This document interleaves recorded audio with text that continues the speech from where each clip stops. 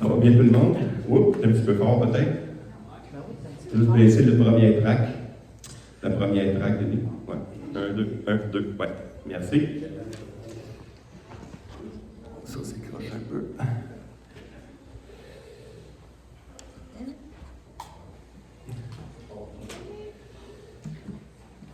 Nous sommes le premier, donc le premier dimanche du mois. Le repas du Seigneur.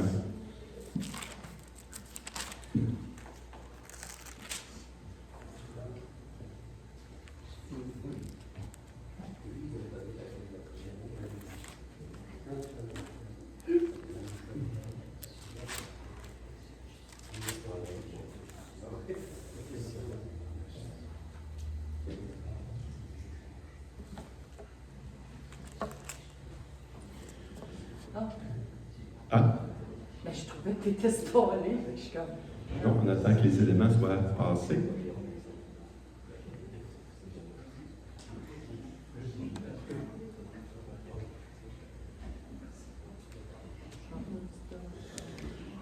Est-ce que vous sentez qu'on arrive près de Pâques? Oui. Hein? Vous voyez que le Seigneur qui est ressuscité, il y en a une couple aussi.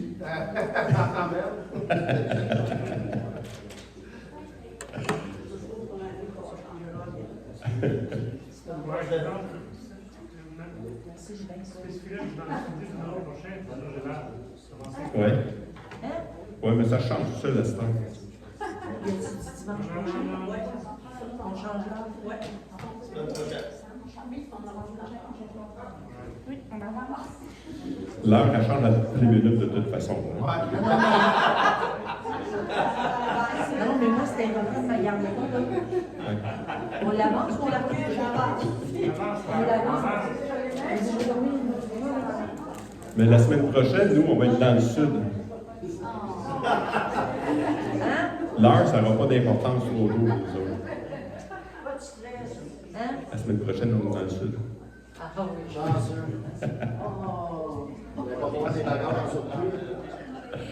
Ça fait 7-8 ans à peu près qu'on peut aller là. Ça fait 8 ans, mais on n'en parlera pas trop, mais j'ai envie de pleurer. Donc, quelque chose de solennel quand même, le repas du Seigneur. Parce que ça représente quelque chose, c'est une des deux ordonnances que le Seigneur nous a données. Hein? Il y en a deux. La première, c'est quoi? Le baptême. Le baptême, de se faire baptiser.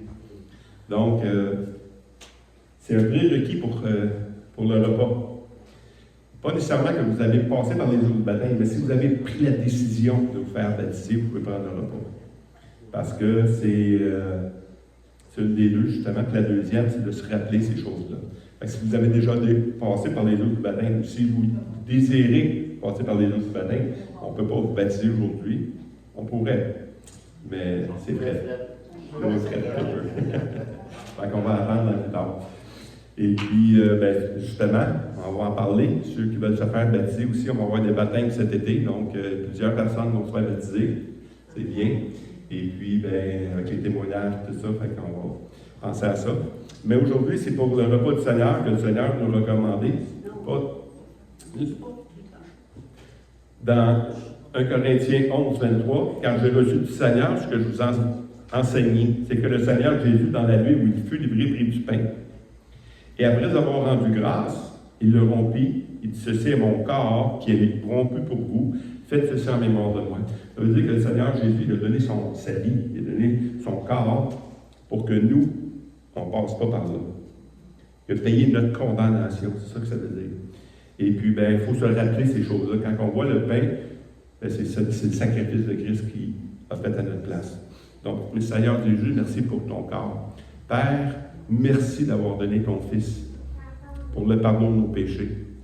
Et merci, Seigneur Dieu, qu'on peut le prendre maintenant dans le nom de Christ, à cause que nous sommes pardonnés.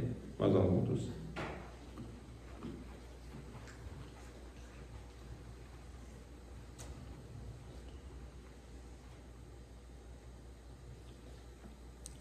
De même, après avoir soupé, il prit la coupe. Il dit, cette coupe, et la nouvelle alliance en mon sang. Faites ceci en mémoire de moi toutes les fois que vous en boirez. Car toutes les fois que vous mangez ce pain, que vous buvez cette coupe, vous annoncez la mort du Seigneur jusqu'à ce que je vienne. Donc, c'est un rappel. Le Seigneur n'est pas encore là. Il est ressuscité, mais il n'est pas encore venu. Ça veut dire qu'il va revenir un jour. Puis on doit se préparer à son retour. Merci Seigneur du sang de ton alliance et qu'on peut le prendre maintenant dans le nom de Christ. Amen.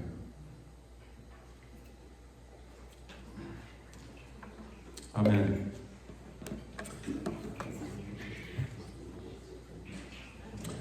Donc, nous sommes rendus à la troisième étude, prévention suicide sur le suicide. Et quand on parle de ces choses-là, on parle de quoi? On parle de la mort. On parle de la mort, on parle des choses qui sont dérangeantes un peu. Parce qu'on a tous connu quelqu'un qui s'est suicidé ou pas. S'il vous plaît. On a tous connu quelqu'un qui s'est suicidé et ça fait mal. Hein? Il y a toujours du monde. Et souvent, quand on parle de prévention de suicide, on parle qu'il y a des gens qui sont non-croyants et qui se donnent la mort. Parce que de ce qu'ils croient. On a vu dans la première étude, c'est ce qu'ils croient d'eux-mêmes. Hein? S'ils croient qu'ils ont été créés, qu'on est égaux aux animaux, ben un chien ou un cheval, quand il est blessé, il tire une balle pour pas qu'il souffre. Hein? Ou s'il n'y a plus de moyen, tu le tues. Donc, si on se compare aux animaux, c'est que si on souffre, il faut se mettre de s'enlever la vie. Et c'est pas nécessairement ça parce qu'on a été créé corps, âme et esprit. Esprit, ça veut dire qu'on est le temple de Dieu. Et Dieu dit, tu ne tueras point. Fait qu'il faut que tu prennes soin de ce corps-là. Puis de se tuer ou de tuer quelqu'un, c'est la même affaire. Et deuxièmement, on a vu, ça c'était qui je suis. Et la deuxième étude, c'était, c'est quoi mon but dans la vie? Hein? Parce que maintenant que je suis un chrétien ou si je ne suis pas chrétien, c'est quoi mon but? Les gens se suicident parce qu'ils ne comprennent pas leur mission dans la vie. Ils n'ont aucun but. Moi-même, avant d'être chrétien, je n'avais aucun but dans la vie. À part de créer une famille, tout ça, mais du coup, ça c'est fait, tu fais quoi? Okay? J'avais pas de vision, j'avais pas rien. Même la Bible nous dit, faute de vision, un peuple périt. Hein? Mais si un homme n'a pas de but dans sa vie, et si on a été créé par Dieu, on a été créé pas seulement par Dieu, mais pour lui. Hein? Par lui et pour lui. Donc, notre but, c'est de le servir maintenant en tant que chrétien. Et c'est ça. Pourquoi les gens se suicident? Parce que souvent, ils ne savent pas à quoi ils servent. S'ils perdent des facultés, ben là, ils pensent qu'ils sont plus bons en rien. J'ai travaillé toute ma vie, à ce temps, je ne peux plus travailler, je ne peux plus conduire mon char, je ne peux plus rien faire, donc ça ne donne plus rien de vivre. C'est pas vrai, c'est un mensonge, ça. C'est un mensonge de l'ennemi. On a vu que l'ennemi vient vous mettre des idées dans la tête que vous ne servez plus à rien. Il attaque notre identité et notre... C'est ça. Et notre raison d'être, notre image, à qui t'appartient, et ainsi de suite. Il l'a fait avec Jésus. Il ne faut pas surprendre qu'il le fait avec nous. Et la troisième qu'on fait aujourd'hui, c'est où vais-je? C'est quoi qu'il va y avoir après? T'sais? Est-ce qu'il y a vraiment une vie après la mort? Beaucoup vont le nier, mais quand tu vas dans un salon funéraire, là, tout le monde y croit. Ah, ben là, il est bien. Et là, il est au ciel. Puis souvent, les photos des défunts tu vois la face de la personne dans le ciel, tu sais, puis tout est beau. Mais c'est pas sûr, c'est ça.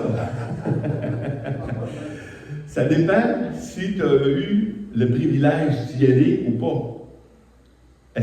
Parce que c'est pas tout le monde qui va au ciel. Il y a deux lieux qu'on peut aller.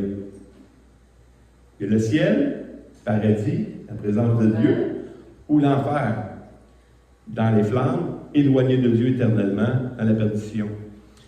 Souvent, tu parles à des gens, puis ils se moquent un peu de ça. Tu sais, moi, je veux aller où mes chums ils sont, c'est là qu'il va y avoir le party. Ben oui, mais tes chums ne sont peut-être dans le party, c'est un méchoui, tu vois, tu sais.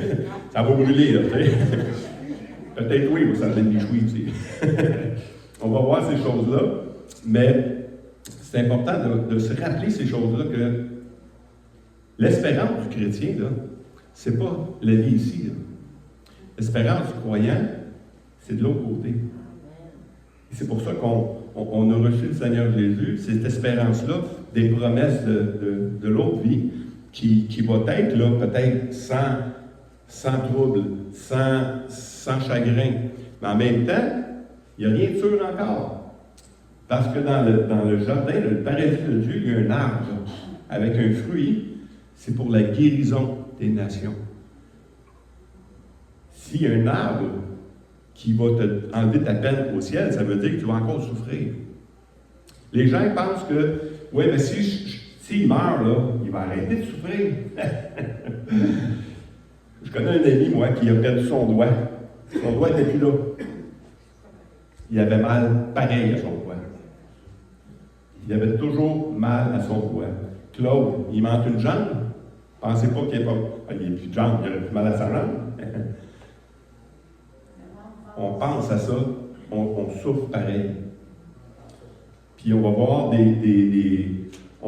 des passages qui parlent de ces choses-là. Dans la religion, même judaïque, il y en a qui croyaient à la résurrection, puis il y en a d'autres qui ne croyaient pas. Mais c'est pas parce que tu y crois ou tu y crois pas que ça arrive, c'est vrai. C'est qui le dit? Qui a parlé de la vie après la mort? Et on va voir ces choses-là maintenant.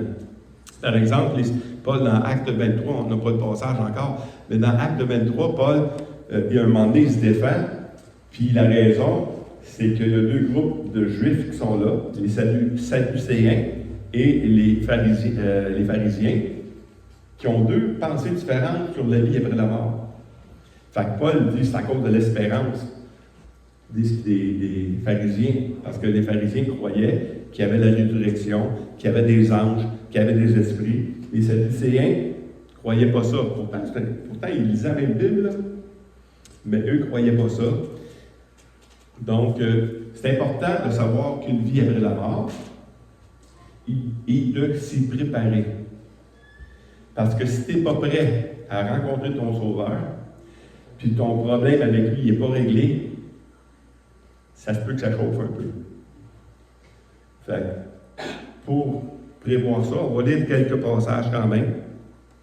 Et Paul disait dans 1 Corinthiens 15, 13 à 17, « S'il n'y a point de résurrection des morts, Christ non plus n'est pas ressuscité. Et si Christ n'est pas ressuscité, notre prédication est donc vaine, et votre foi aussi est vaine. Il se trouve même que nous sommes de faux témoins à l'égard de Dieu, puisque nous avons témoigné contre Dieu qu'il a ressuscité Christ, tandis qu'il ne l'aurait pas ressuscité. Si les morts ne ressuscitent point, car si les morts ne ressuscitent point, Christ non plus n'est point ressuscité. Et si Christ n'est pas ressuscité, votre foi est vaine et vous êtes encore dans vos péchés. C'est pour ça que la résurrection, on va avoir Pâques à la fin du mois, là, et je vais revenir avec ça, puis ça va être vraiment quelque chose que j'ai hâte. Ça fait déjà 2 mois que j'ai hâte de prêcher Pâques. C'est quelque chose. Parce que c'est le point le plus puissant de l'Évangile, la résurrection. Parce que si Christ n'est pas ressuscité, tout le reste, là, tout ce qu'il a fait, même s'il est mort sans quoi, même s'il a tout fait ça, ça ne donne rien. Parce que la nouvelle, c'est que Christ est ressuscité. C'est la preuve que ce que Dieu a fait pour nous, c'est vrai. C'est le prémisse de tout ce qui s'en vient pour nous autres également. Fait que s'il l'a fait pour Christ, il va le faire aussi pour nous autres. C'est ça qui nous donne de l'espérance. Verset 19, il dit « Si c'est dans cette vie seulement que nous espérons en Christ, nous sommes les plus malheureux de tous les hommes. » Parce que les chrétiens sont persécutés. Fait que si tu crois en Christ et c'est pas vrai, écoute, te souffrir toute ta vie pour rien. Fait qu'on est les plus malheureux du monde. Et il finit ce passage-là avec le verset 32 qui dit « Si les morts ne ressuscitent pas, mangeons et buvons, car demain nous mourrons. » Fait qu'on va être comme ceux qui n'ont pas d'espérance. Le monde qui dit « Ben, tout se met dans le suite. Hein? Si je ne suis pas bien dans ma peau, peu importe la raison, le monde se suicide pour à peu près n'importe quelle raison. Ça peut être la maladie, ça peut être l'argent, Ça peut être la perte d'un être cher. Ça peut être des troubles financiers. Ça peut être plein de choses. Un divorce. La tromperie. Hein? L'incompréhension, la tromperie. C'est ça. Ce que j'ai gagné, je le perds. Fait que c'est un deuil. Si j'ai un deuil, ben, je peux te dire, ben là, je souffre trop, puis si je veux arrêter de souffrir, il faut que je m'enlève la vie. C'est un mensonge. C'est un mensonge. Parce qu'il y a une résurrection, et notre vie n'arrête pas là. Elle continue après. Et si notre vie continue après, bien, c'est aujourd'hui qu'on peut la bâtir, cette vie-là. C'est là qu'on peut régler le problème de la vie éternelle. Puis c'est en Jésus-Christ qu'on va voir comment on règle ça. Dans Hébreux 9, 27 à 28, « Et comme il est réservé aux hommes de mourir une seule fois, après quoi vient le jugement. » On va s'arrêter là tout de suite parce que il y en a qui disent « Ouais, mais on va se réincarner. Hein? » J'écoutais Paul Hood, qui vient de mourir, il parlait justement de ça. Lui, il aimerait ça revenir d'une autre vie pour essayer une autre voie, tu sais, parce qu'il y a 4 voies dans la vie, là. Tu peux essayer. Je l'ai essayé, ça donnait ça. Si je reviens d'une autre vie, puis j'essaye ça, ça va peut-être devenir une autre chose, tu sais, puis on va connaître plus. Il est réservé à l'homme de mourir une seule fois. Il n'y a pas d'autre chance. Donc, pense pas que si j'ai manqué mon coup ce fois-ci, je vais avoir une autre chance de me rattraper. Il n'y en a pas d'autre chance. C'est là que ça se passe. Donc, on meurt une seule fois, après quoi vient le jugement. De même, Christ s'est offert une seule fois pour porter le péché de plusieurs, apparaîtra sans péché une seconde fois pour ceux qui l'attendent pour leur salut. Et Ecclésiaste 3:11. Il fait toutes choses bonnes en son temps. Même il a mis dans le cœur la pensée de l'éternité. Bien que l'homme ne puisse la saisir, ne puisse pas saisir l'œuvre de Dieu que Dieu fait, du commencement jusqu'à la fin. Il y a quand même dans le cœur de l'homme la pensée de l'éternité. C'est Dieu qui l'a fait, ça. Quand tu parles avec eux autres, oh, ça finit là. Tu arrives au salon. Ouais. Peut-être que de quoi. Peut-être que de quoi après. Mais s'il y a de quoi, moi, on me dit que Dieu était bon. Fait que tout le monde va aller là. Combien de fois je rencontre des madames catholiques, puis non, Dieu est bon, tout le monde va y aller, puis tout ça. Mais pas sûr. Mais c'est parce que Dieu est bon, c'est vrai qu'il est bon, Dieu. Il ne veut pas que tu y ailles. Mais Dieu est aussi juste. Hein? Ça veut dire quoi, ça? C'est que oui, il est bon, mais il y a une justice de Dieu, que sa loi de Dieu. Tu n'es pas jugé, puis on va t'être jugé, parce qu'on va le voir, pas sur ta justice à toi, pas sur ton niveau de ouais, ça passe, ça passe pas. C'est pas toi qui décide. C'est lui qui décide. Puis il n'y a rien qui passe. Il n'y a pas ouais, je n'étais pas si pire. Non, t'es pas si pire, tu passes pas. Il faut que tu sois blanc comme la neige pour passer. Puis il n'y a pas un homme qui peut passer comme ça. Il n'y a que Dieu qui peut le faire. Donc, on est blanchi par le sang de Christ et c'est le seul moyen d'y aller. Tite 1 à 2. Paul, serviteur de Dieu et apôtre de Jésus-Christ, pour la foi des élus de Dieu et la connaissance de la vérité qui est selon la piété, lequel repose sur l'espérance de la vie éternelle. Notre vie chrétienne repose sur cette espérance-là. Promis dès les plus anciens temps par le Dieu qui ne ment point. Ça aussi, c'est notre espérance repose sur la vie éternelle, mais elle repose sur Dieu qui ne ment pas. C'est Dieu qui dit qu'il y a quelque chose après. Donc, si Dieu dit, puis moi je m'en vais dire, mais non. Ou Dieu dit, c'est de telle manière que vous allez rentrer au ciel, il dit non, il doit y avoir une autre manière, il va essayer d'avoir une autre manière, par les œuvres, en obéissant à la loi, être bon, être un bon gars ou une bonne femme. Puis, tu sais, ça ne marche pas de même. C'est Dieu qui décide. Dans Jean 3, 14, 18, et comme Moïse éleva le serpent dans le désert, il faut de même que le Fils de l'homme soit élevé, afin que quiconque croit en lui ait la vie éternelle. Car Dieu a tant aimé le monde qu'il a donné son Fils unique, afin que quiconque croit en lui ne périsse point, mais qu'il ait la vie éternelle. Dieu, en effet, n'a pas envoyé son Fils dans le monde pour qu'il juge le monde, mais pour que le monde soit sauvé par lui. Celui qui croit en lui n'est point jugé, mais celui qui ne croit pas est déjà jugé, parce qu'il n'a pas cru au nom du Fils unique de Dieu. Là-dedans, il y a beaucoup de stock, c'est à l'entour de ça qu'on va parler, parce que c'est la manière sur laquelle on est sauvé, et on voit le cœur de Dieu. Dieu, là, s'il y en a qui vont en enfer, c'est pas parce que c'est pas à faute de Dieu. Là. C'est pas que Dieu a voulu qu'il y en ait en enfer. Dieu a donné le moyen il l'a donné pour tous. Mais tous n'ont pas reçu ce moyen-là. Ils veulent en prendre un autre. Ils ne veulent pas le croire, Dieu. Et c'est de quel moyen? On va voir que, comme le premier verset, il dit « Et comme Moïse éleva le serpent dans le désert, il faut de même que le Fils de l'homme soit élevé. » C'est la même image. On va voir cet exemple-là. Le moyen. Dans Nombre 21, 7 à 8, c'est l'histoire justement de quoi il parle. Le peuple vint à Moïse et dit, « Nous avons péché, car nous avons parlé contre l'Éternel et contre toi. Prie l'Éternel afin qu'il éloigne de nous ces serpents. » Parce que la plaie, c'était qu'il y a des serpents qui viennent les mordre, puis c'est ça. Moïse pria pour le peuple. L'Éternel dit à Moïse, « Fais-toi un serpent brûlant et place-le sur une perche. Quiconque aura été mordu et le regardera conservera la vie. » Moïse fit un serpent d'airain et le plaça sur une perche, et quiconque avait été mordu par un serpent et regardait le serpent d'airain conservait la vie. C'était quoi le moyen pour être sauvé, là? De regarder au serpent. Parce que Dieu, le moyen que Dieu avait donné pour être sauvé, c'était le serpent.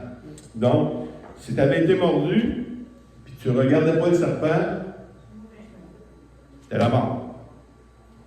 Mais si tu étais mordu, tu savais que ton sort était la mort, et tu croyais Dieu.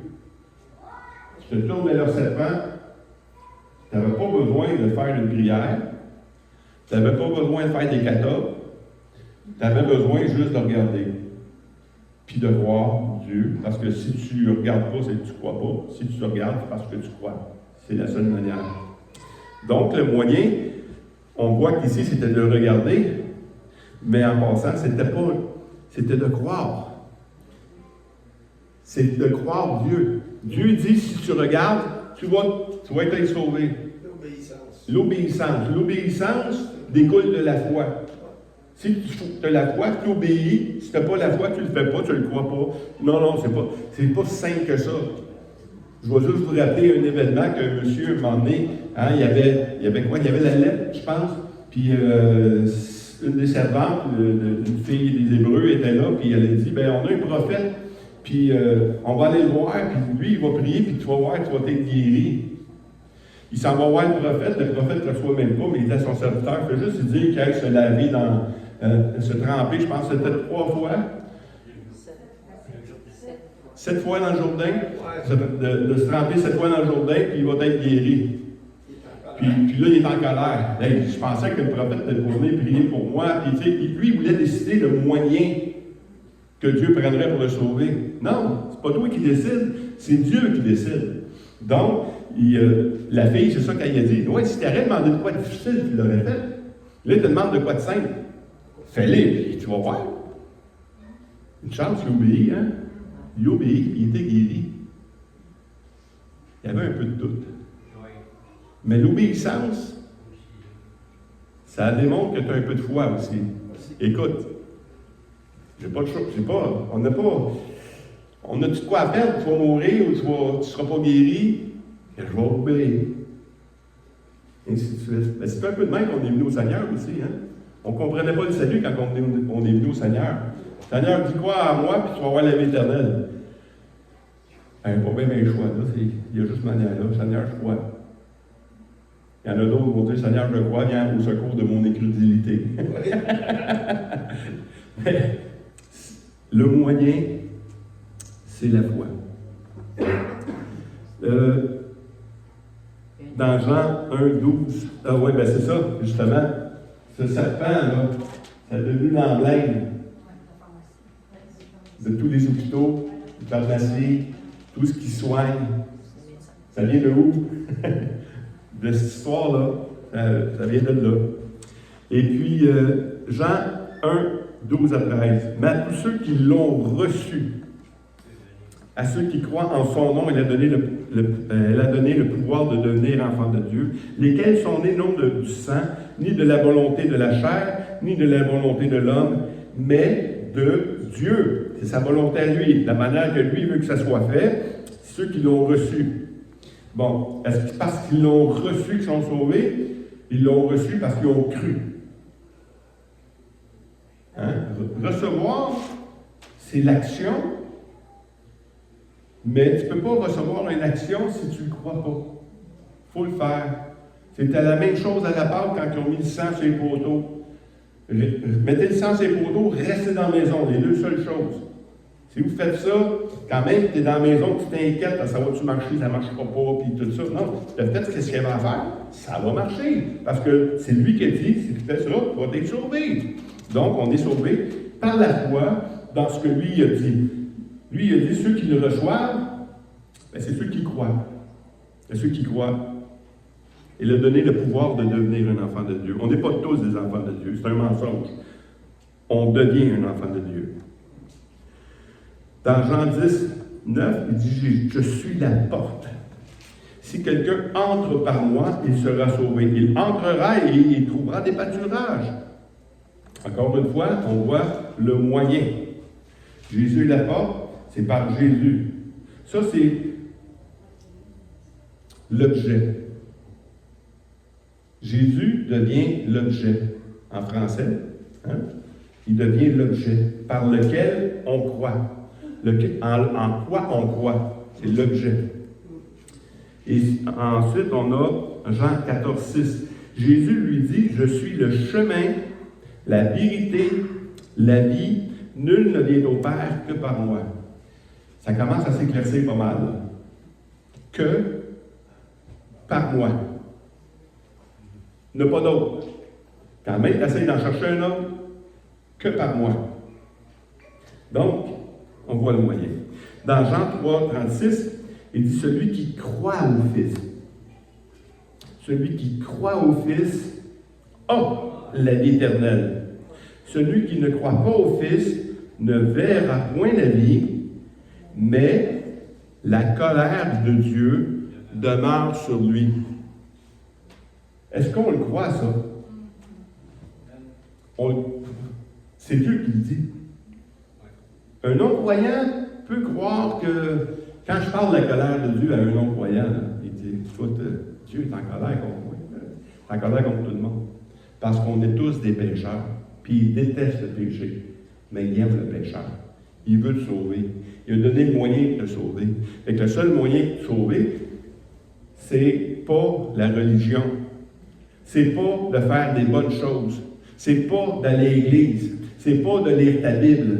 C'est de croire en Jésus-Christ, en ce qu'il a fait pour toi. Il est mort sur la croix. Si tu crois qu'il est mort sur la croix, puis en mourant sur la croix, comme on a pris le vin aujourd'hui, tu es rentré dans une nouvelle alliance, tu es devenu une nouvelle créature. C'est par la foi en lui et en seulement lui, en tout ce que lui a fait et tout ce qu'il a accompli. Il l'a accompli une fois, pour toutes et parfaitement. On ne peut rien ajouter, ni rien enlever de ce qu'il a fait. Donc, quand on va prêcher l'Évangile, les gens, ils partent de loin, là. Ils parlent d'une religion qu'il fallait que tu sois sauvé par tes œuvres. Alors, on m'a enseigné toute ma vie qu'il fallait que je sois bon pour être sauvé. Ou, je suis sauvé parce que j'ai été baptisé quand j'étais jeune. Non. On est sauvé uniquement que par la foi. C'est pas par appartenance. Tu n'es pas sauvé parce que ton père est chrétien. Tu es sauvé parce que tu as reçu Jésus dans ta vie, uniquement. Amen. Amen. Passage suivant. Éphésiens 2:8. Car c'est par la grâce que vous êtes sauvés. Par le moyen De la foi encore. Cela ne vient pas de vous, c'est un don de Dieu. C'est la foi encore. Le moyen, c'est la foi. Dans 1 Jean 5, 10 à 12. Celui qui croit au Fils de Dieu a ce témoignage en lui-même. Celui qui ne croit pas Dieu, ben il fait quoi? Il fait menteur. Puisqu'il ne croit pas au témoignage de Dieu que Dieu a rendu à son Fils. Et voici le témoignage, c'est que Dieu a donné la vie éternelle et cette vie est dans son Fils. Celui qui a le Fils a la vie, celui qui n'a pas le Fils de Dieu n'a pas la vie. Parce que beaucoup de gens vont dire, ben, je crois en Dieu. Ça devrait suffire, je crois en Dieu. Ben, juste de croire en Dieu, vous savez que ça ne vaut rien. Il y en a qui vont quitter, fait que prenez pas, c'est pas parce qu'à cause que je dis des choses qui s'en vont, c'est parce qu'il y a un rendez-vous. Donc, c'est ça, ceux qui croient au Fils ont la vie.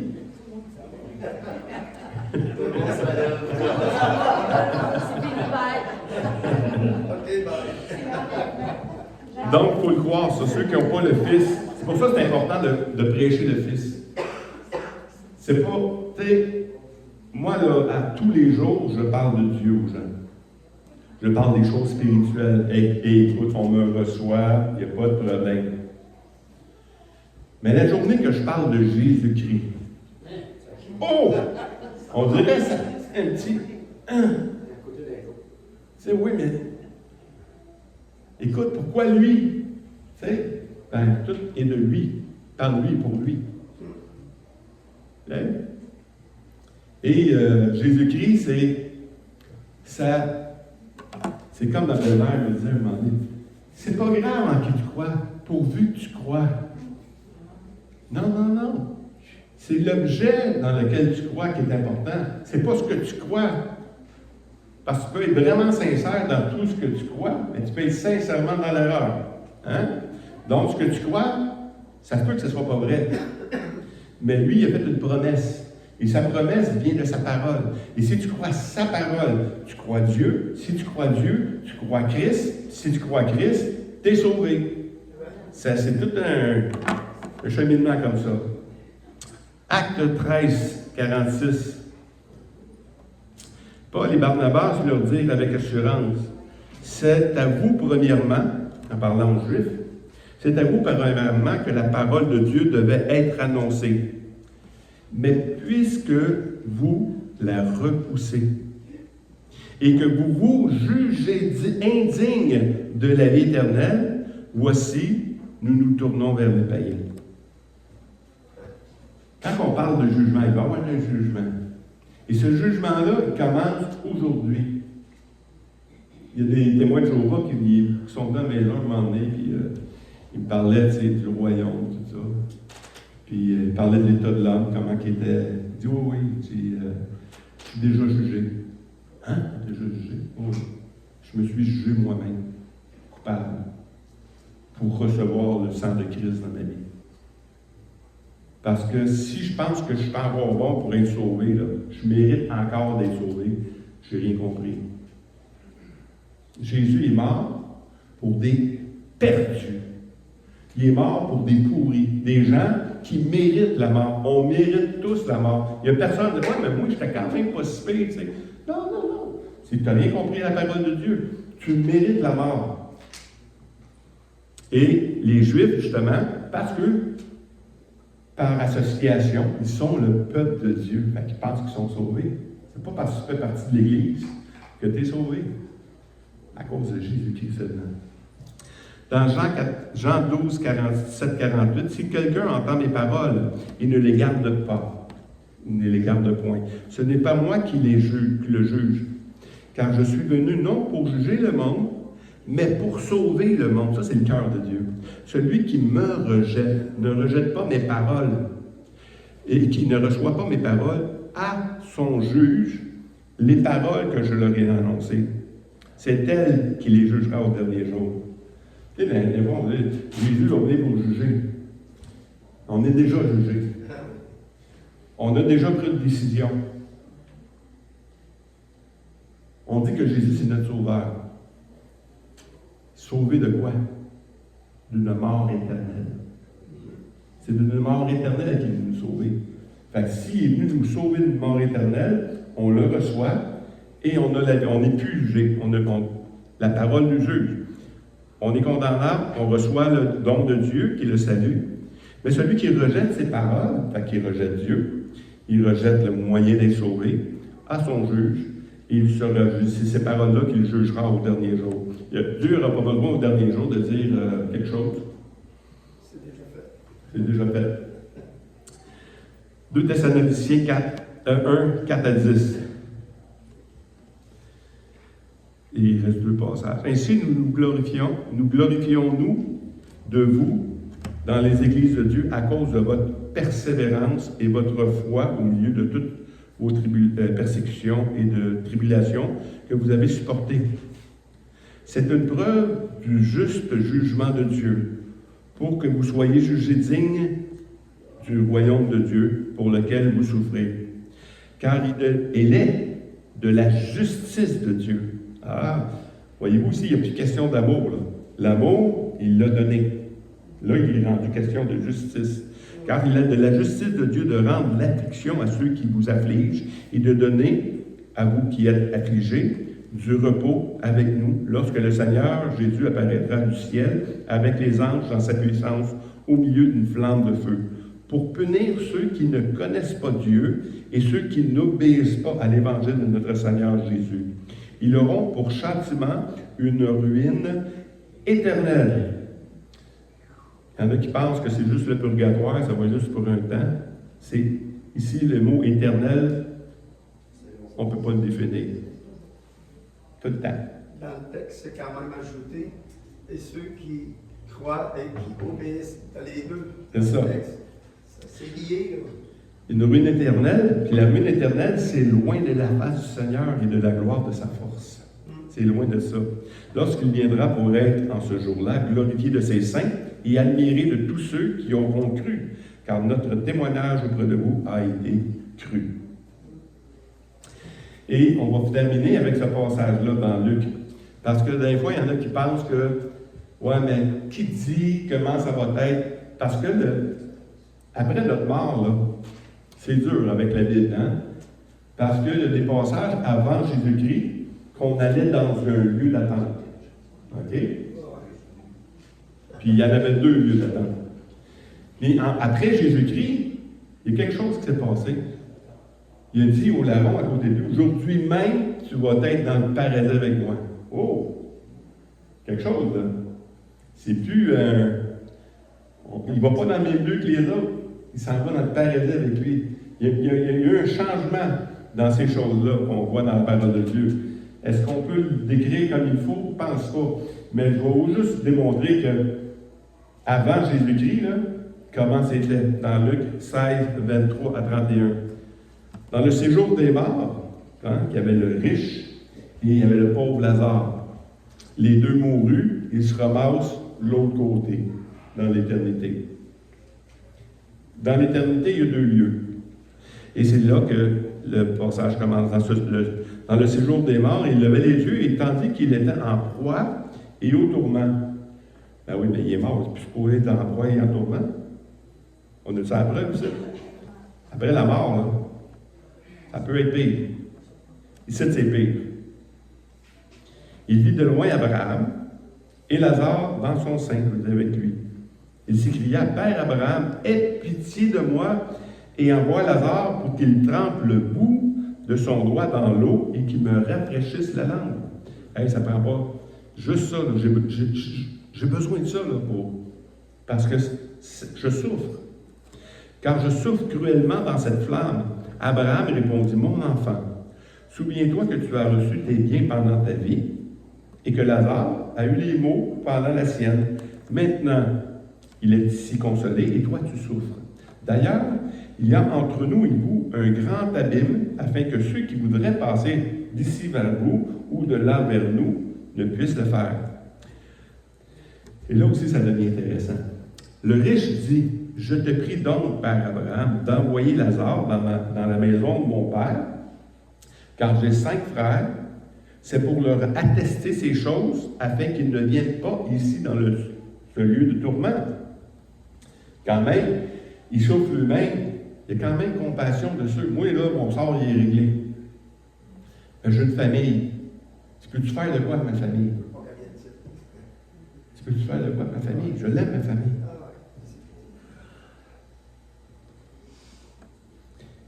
Et il est.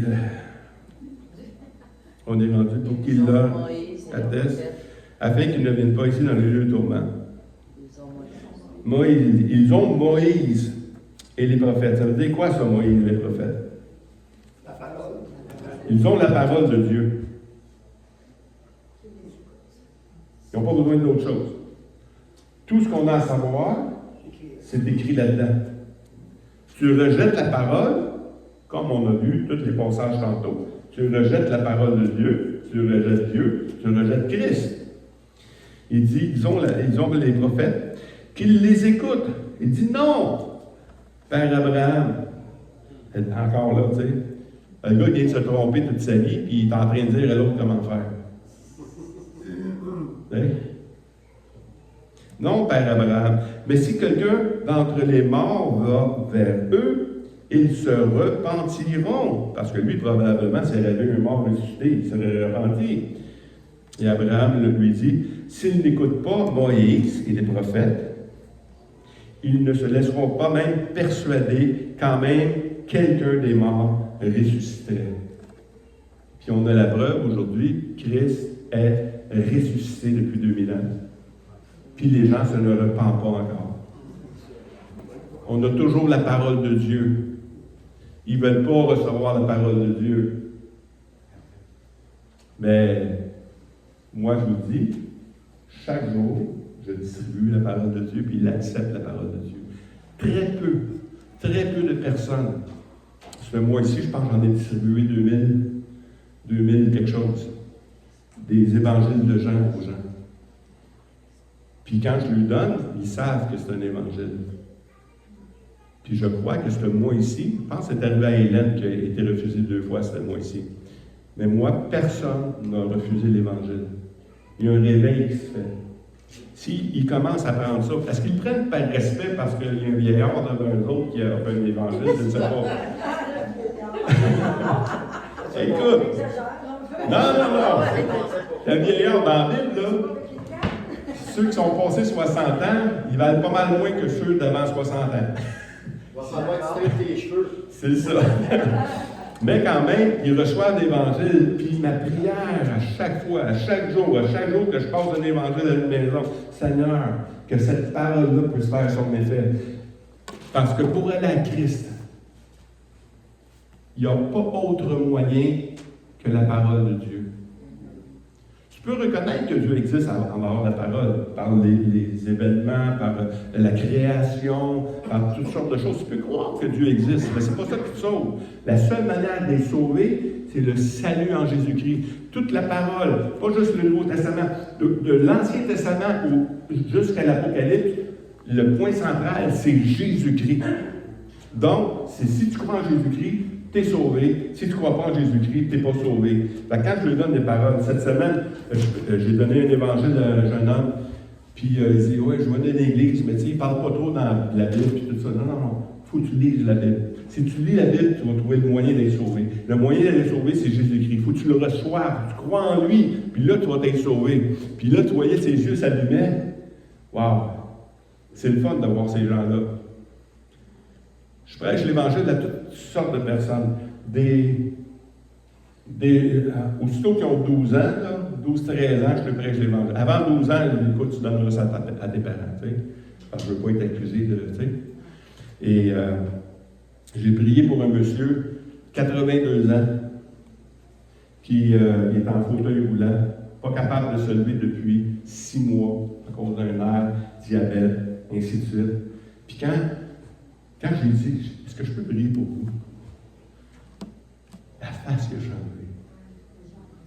Son langage a changé. On a prié, j'ai prié pour lui. Après, j'ai prié pour lui. J'ai hâte d'aller marcher à cette heure. J'ai hâte, l'été s'en vient, je vais commencer à marcher, je vais me sortir de là. Déjà, il commençait à avoir la foi dans ces affaires-là.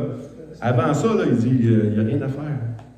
Il dit, laisse faire qu'il n'y a rien à faire. Jésus, c'est le même hier, aujourd'hui, éternellement. Il peut faire les mêmes choses. Et on voit ces choses-là. Donc, la parole de Dieu peut changer la vie des gens. Peut changer ce qu'ils croient. Toutes les tours de raisonnement qui s'élèvent contre la connaissance de Christ peut tomber en lisant la parole de Dieu. Parce que le Saint-Esprit travaille avec la parole de Dieu. Il n'a plus à Dieu de sauver le croyant par la folie de la prédication. C'est son moyen. C'est le moyen qu'il a pris. Par la folie de la prédication, tu prêches Christ. Tu ne prêches pas une religion. Tu ne prêches pas un bien-être sur cette vie. Puis on va être heureux. Non, celui qui veut vivre pieusement va être persécuté, comme la parole de Dieu dit. Fait que prêche pas trop que ça va tout va bien aller. Non, ça se peut que ça aille mal, mais c'est pas grave. Ça ne sera pas long. Contrairement à tout ce qu'on va vivre après. Fait qu'il faut vivre la foi dans ce que la parole de Dieu nous dit. Peut-être juste un dernier passage, dans Jean 5, 26, il dit car comme le Père a la vie en lui-même, aussi il a donné au Fils d'avoir la vie en lui-même. Il lui a donné le pouvoir de juger parce qu'il est le Fils de l'homme. Donc, pensons à ça quand on a des amis qui pensent d'un point de suicide et qui nous-mêmes, par la maladie, par la dépression, puis l'ennemi vient essayer de remplir des idées dans notre tête parce que là, tout se fait dans le tu sais. Non. Condamnons cette pensée-là. Puis comme Christ a fait, proclamer la parole. Non, je suis un enfant de Dieu. La valeur que j'ai, c'est la valeur qu'il a payée pour moi. Il a donné sa vie pour moi. Vous ne pensez pas que vous avez de la valeur aux yeux de Dieu? Il a donné sa vie. Il n'a pas donné un petit piastre. Il a donné sa vie pour vous sauver. S'il a donné sa vie pour nous sauver, c'est parce qu'on vaut la peine d'être sauvé.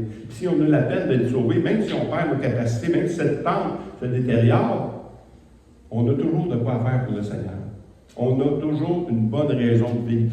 Et notre corps ne nous appartient pas comme on l'a vu. On ne s'appartient pas à nous-mêmes. C'est un mensonge. On appartient à celui qui nous a créés. Donc, je ne peux pas faire ce que je veux avec ce qui appartient à quelqu'un d'autre. Je peux juste faire ce que celui me permet de faire. Puis c'est la vie. Puis la vie en abondance. Donc, c'était ça la série de 3 qu'on parlait sur la prévention du suicide. J'espère que je ne vous ai pas trop effrayé.